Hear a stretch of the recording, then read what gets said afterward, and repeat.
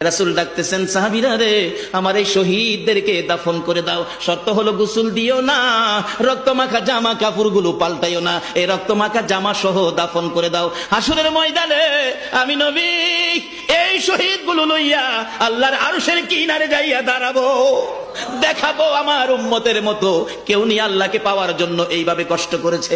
এবার দাফনের কাজ শুরু হলে কিতাব লেখে 69 জনের দাফন শেষ। 70-এর মাথায় আসওয়াদ দূরে পড়ে আছে। আমার নবী 2 কদম সামনে গিয়ে দেখে আসওয়াদ নতুন তরবারি হাতে চিত হয়ে পড়ে আছে, শহীদ হয়ে গেছে। আমার নবী ডাকে, রে আসওয়াদ, মদিনার হুর বিয়ে করতে পাঠাইছিলাম, মদিনার হুর বিয়ে করলি না, যুদ্ধের ময়দানে জীবন দিয়ে বিদায় হলে।